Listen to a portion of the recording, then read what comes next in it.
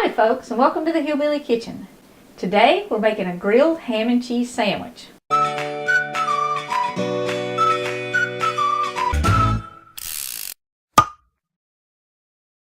This is another one of our series of basic cooking videos.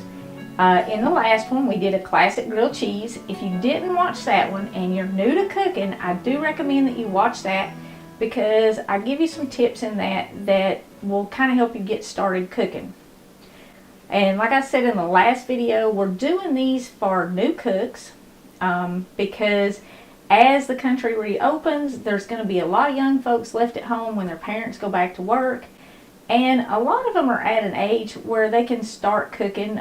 Maybe they have already started cooking, but this is kind of to help give them some tips. Maybe so they don't destroy the kitchen, don't destroy a pan, or don't get hurt. And also I hope there's some tips in here maybe that some more seasoned cooks can learn. But more than that, my seasoned cooks, my viewers who have been cooking for years, leave your tips for new cooks in the comments. Give them your little ideas, to help them out and encourage them, because we all have to start somewhere, and hot sandwiches are a really good place to start cooking. So what we're going to need for this is some ham, because we're making a grilled ham and cheese. Now what type of ham you select is important. You can do it with any thin sliced ham. Thin sliced is better on grilled sandwiches. You can do it with the prepackaged stuff or with the deli stuff. If you're doing a sweet ham like a honey ham or a brown sugar ham, it's going to tend to burn in your pan. So you need to keep that in mind when you're heating it, and you might have to add a little bit of butter in your pan before you put your ham in. You want between 2-3 ounces of ham, maybe a little bit more if you're making a really big sandwich. And you want 1 to 2 ounces of cheese. Again, I have used 2 slices of deli American cheese. You can also use the deluxe stuff. The individually wrapped stuff, the cheese food stuff, it doesn't melt good and it doesn't make very good sandwiches. And your bread is important. The better your bread, the better your sandwich, because obviously your sandwich is more bread than anything else. And stale bread works great for grilled sandwiches if you didn't watch the first video. And you need some butter at room temperature. Set you out a stick of butter and let it get soft. So let's go to the stove. Now, in the last video, I had my pan already hot. I turned it on medium before I started the cameras. This time my pan is cold, so it will take a little bit longer for my sandwich to cook. Now you can start a grilled sandwich either in a cold pan or in a warm pan. But the grilled ham and cheese is a little different. You do want to butter both pieces of your bread, just like with the grilled cheese. And it's nice if you have a bigger pan for this sandwich than what you had with the grilled cheese, because you're going to want to put your ham in the pan, not on the sandwich. If you put your ham on the sandwich and just grill the sandwich, a couple of things is going to happen. Your meat might not get warm, and then you would have cold meat on your grilled cheese sandwich, and that doesn't taste very good. The other thing that is going to happen is that all the juice that's in this, and there is a lot of juice in deli ham and prepackaged ham, any kind of meat, and this, like I said, this method will work with ham, chicken, turkey, or roast beef. You do it the same.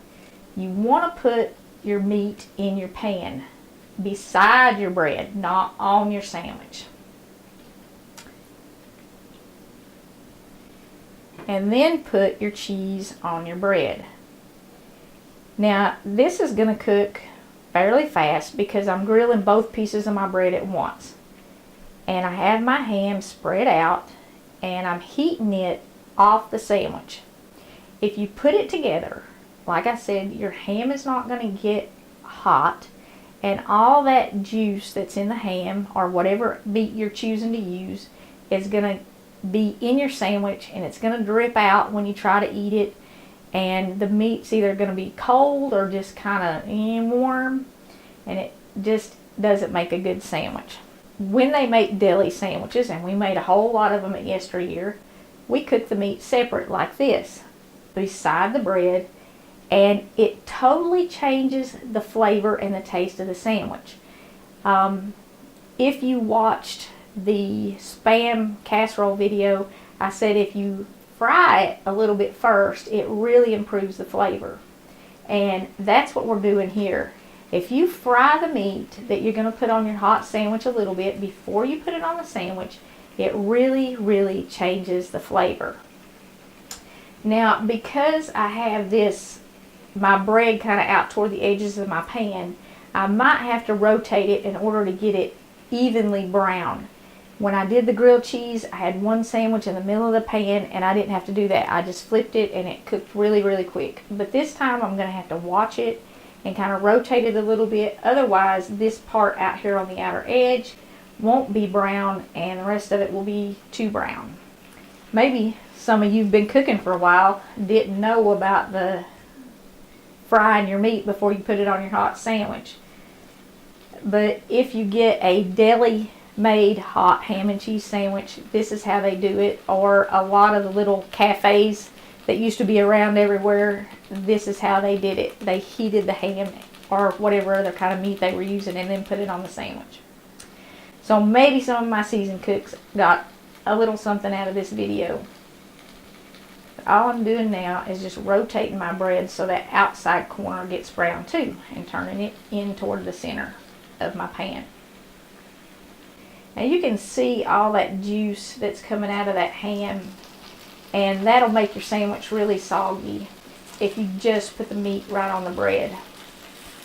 You can see here my sandwich is not quite brown yet. I want to rotate it again so that this lighter part is in the center of my pan. And this side's a little bit browner, but still not quite brown all the way around the edges, so I'm going to rotate it.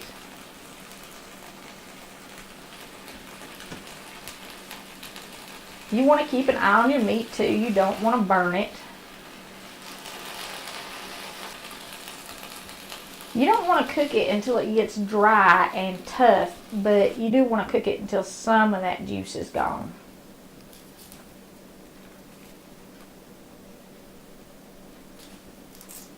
And you can see that that's still not quite done. That bread is soft and not crunchy, and I want it at least crunchy around the edges. Now this piece, it's not brown all the way up to the edges, but it is crunchy all the way up to the edges. So I'm going to go ahead and turn my pan off because I am cooking on an electric stove, and that electric stove is going to hold a lot of heat. So there's plenty of heat to finish toasting this up and even burn it. Something that I didn't cover in the last video is when you are done, you don't want to leave this pan sitting on the stove eye, because if you leave it sitting on the stove eye after you take your sandwich out, it's going to burn the pan. This ham juice that's in here is going to continue to burn, and it can even warp and damage the pan. It will definitely make it harder to clean if you leave the pan on the stove eye once you take your food out. So you want to move it off the heat if you're cooking on an electric stove, because that heat will continue to burn what's left in there, and it'll be very, very hard to clean. And something else, if you're using one of these non-stick pans, you don't want to take this hot pan and take it straight over to the sink and run cold water in it, because these pans are not made to take that. The going from the extreme hot to the extreme cold can warp them, and it can damage your non-stick surface. So just slide it off the heat and let it cool down completely before you wash it. Okay, that looks pretty good now. Now you can see there's still little edges. This was the piece of bread that, I don't know if you noticed it or not, when I was buttering it, it had a big indentation in it over here. So it wasn't perfectly even, and my butter didn't get up in it good. And that's what will happen if you don't get butter evenly over your bread. You won't get it browned. But because the bread was actually mashed a little bit there, the butter didn't get up in it. So now you know what will happen if you don't get your bread buttered good. But that looks pretty good, and it's hot all the way through the center. So now you know the deli secret to making a good grilled sandwich with meat on it, whether it's ham, chicken, turkey, or roast beef. You want to grill your meat before you put it on your sandwich. That's the trick they use. So you don't have to pay $7 for a grilled deli sandwich. You can make it at home for less than $1 and save that $6 and put it towards something else, especially right now, because a lot of folks are playing catch up, and a grilled ham and cheese sandwich or grilled any kind of meat sandwich is really a very filling, satisfying meal. You can do just some fresh fruit or fresh vegetables with this. It's almost garden season. Add some tomatoes and cucumbers on the side of this, and it's all you need for dinner. Don't heat up the kitchen, and it just takes a few minutes. Before we go, I'm giving away this whole stack of cookbooks here, and if you would like to win one of these, in the comments section in any video, just comment Hillbilly Kitchen Verses and Vittles, because a lot of folks are saying that they're having trouble searching for this and finding it. It's on Amazon. If you go to Amazon and you type in Hillbilly Kitchen Verses and Vittles, it will pull it up. But if I get that title on Google more, it will be easier for folks to search it. So in any video, comment Hillbilly Kitchen Verses and Vittles, and I'm going to search the comments at least once a week, maybe more often, and I'm just going to announce the winners of the cookbooks in the next video. I'm doing a few of these beginner videos today, so I won't be announcing a winner in the next video that goes up, because it won't be edited. This one won't be edited enough before I film the next one. So keep watching. I am just going to announce the winners in the videos as I upload them, but because the next video, or this one, isn't edited before the next video is filmed, it won't be in the next video that I announce a winner. But I will be doing that. And like I said, if you're a seasoned cook, leave tips for those new cooks. Give them some ideas, maybe some other simple things that they could make, and have something hot to eat, not just a peanut butter sandwich, because, you know, those get a little boring after a while. If you're new to cooking and you like this video, please click like and subscribe before you leave. And once you get comfortable in the kitchen, try some of our more complicated recipes. They're all with pretty basic food, and they're all stuff you can do without any fancy equipment. Thank y'all so much for joining us in the Hillbilly Kitchen. And until next time, remember to put God first.